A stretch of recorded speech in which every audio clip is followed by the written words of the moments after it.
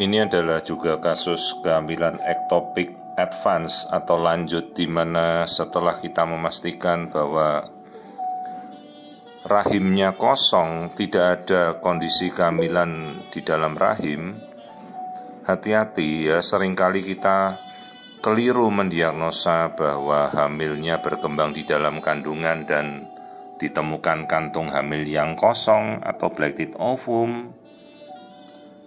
Seperti kasus ini nih, dugaannya kemarin black teeth ovum. Jadi kelihatan kan rahimnya seperti ini, kok ada seperti kantung kehamilan tidak ada isinya.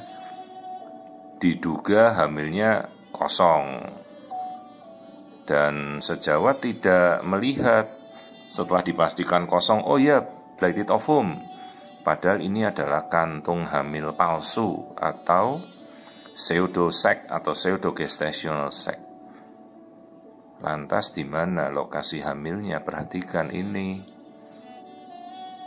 Janinnya hidup, memasuki minggu ke-10, berkembang di luar rahim, dan jelas tidak mungkin pada saluran tuba, karena kalau saluran tuba pasti sudah pecah. Saluran tuba untuk hamil luar kandungan hanya bisa menahan sampai kehamilan 7 minggu kira-kira sebelum pecah.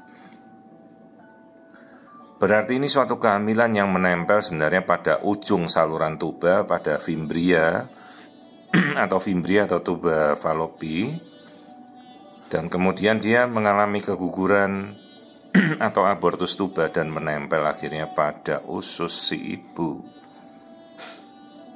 Kenapa usus? Karena jaringan usus itu yang paling banyak pembuluh darahnya, dia bisa menyerap makanan dari situ.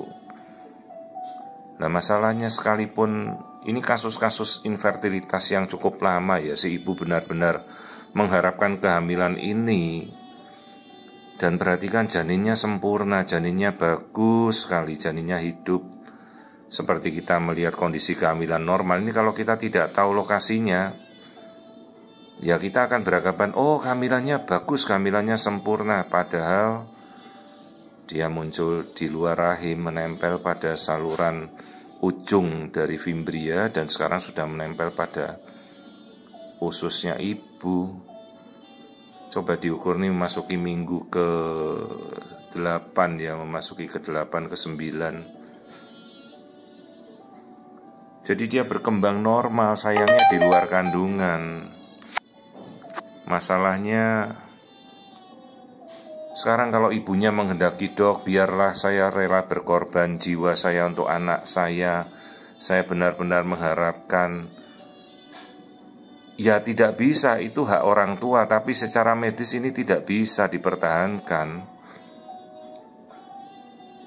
Kecuali dokternya tidak tahu, atau ibunya tidak mau memberitahu dokternya kalau sudah terdiagnosa hamilnya di abdomen atau di perutnya si ibu ya. Karena resiko jebol, pecah, aduh, nyawa ibunya benar-benar taruhannya. Dan itu prosesnya sedemikian cepat, secepat kilat ya, langsung darah habis, perdarahan tidak bisa di stop, dan nyawa ibu taruhannya. Betapa banyak kasus-kasus hamil luar kandungan yang tak terdiagnosa dan pecah,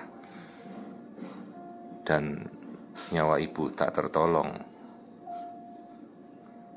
Jadi ini kehamilan 10 minggu, kehamilan di luar kandungan dengan embrio yang berkembang sangat bagus.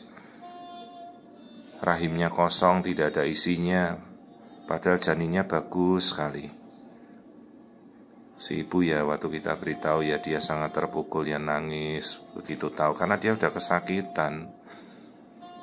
Begitu tahu janinnya hidup, dok, tidak bisakah dipindah ke dalam rahim lagi? Kita belum mampu, Bu, dengan teknologi apa? Kita mengambil dari luar terus kita masukkan ke rahim ibu kembali, ya tidak mampu. Belum ada seperti itu teknologinya, entah mungkin kapan.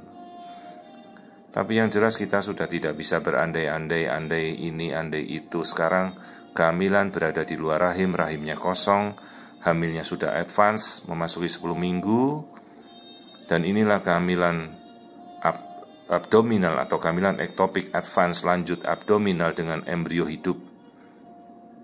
kejadian yang sangat langka karena biasanya embrio sudah tak berkembang, embrionya mati. Ini malah berkembang terus. Dan ini suatu kasus yang sangat berbahaya.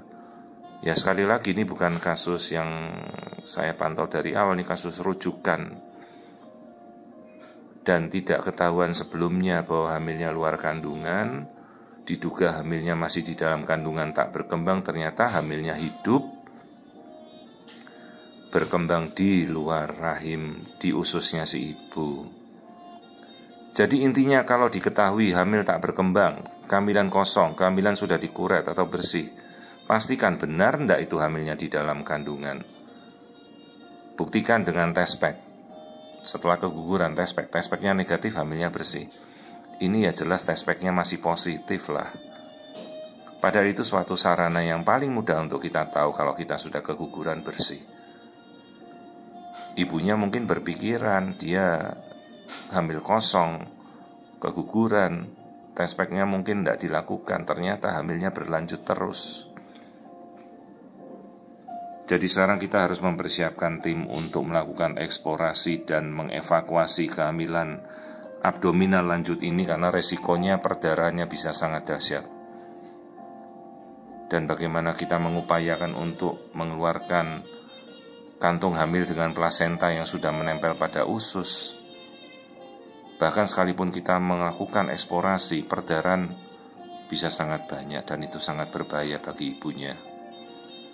Biasanya jaringan plasenta tidak kita kutak-atik, kita biarkan, lalu kita pantau pertumbuhan beta HCG-nya sampai berhasil negatif. Bahkan mungkin kita berikan kemoterapi ya. Jadi inilah kasus advance abdominal pregnancy. Dari kehamilan ektopik yang bertumbuh terus, embrionya hidup, masuki 10 minggu, detak jantung janinnya aktif, dan tidak bisa kita pertahankan. Harus kita edukasi ibunya sampai jelas bahwa ini suatu kasus yang berbahaya dan harus kita